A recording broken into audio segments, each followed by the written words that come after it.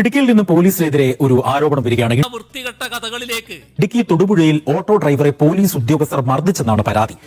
ഒട്ടേറെ പരിമിതികൾക്കിടയിലും മികവുറ്റ പോലീസിംഗ് ആണ് നിങ്ങൾ നടത്തുന്നത്. സ്റ്റേഷനിൽ കൊണ്ടുപോയി അസഭ്യം പറയുകയും മർദ്ദിക്കുകയും ചെയ്തു എന്നാണ് പരാതി. കേരള പോലീസ് തന്നെ അതിന്റെ ഭാഗമായി നിരവധി പദ്ധതികൾ ആവിഷ്കരിച്ചിട്ടുണ്ട്.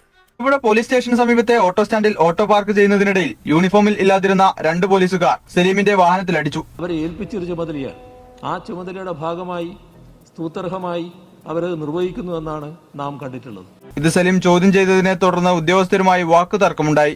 തുടർന്ന് കൂടുതൽ പോലീസുകാരെത്തി സലീമിനെ സ്റ്റേഷനിലേക്ക് കൊണ്ടുപോവുകയായിരുന്നു. കേരള പോലീസ് നവീകരണത്തിന്റെ പാതയിലാണ്.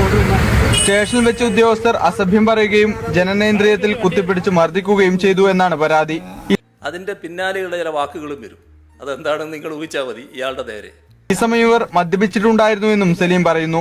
ആ ത്യാഗപൂർവമായ പ്രവർത്തനത്തെ നമ്മൾ നിസ്സാരവൽക്കരിക്കരുത്. രാവിലെ മുതൽ വൈകിട്ട് വരെ സ്റ്റേഷനിൽ പിടിച്ചു നിർത്തിയെന്നും ഭക്ഷണം കഴിക്കാനോ വെള്ളം കുടിക്കാനോ അനുവദിച്ചില്ലെന്നും പരാതിയിലുണ്ട്. അതിന് കൂടുതൽ മർദ്ദന സംവിധാനങ്ങൾ ഉപയോഗിക്കുക. ലോക്കപ്പിലെ മർദ്ദനം കൂടുതൽ. മർദ്ദനത്തിൽ പരിക്കേറ്റ സലീം തൊടുപുഴ താലൂക്ക് ആശുപത്രിയിൽ ചികിത്സ തേടി.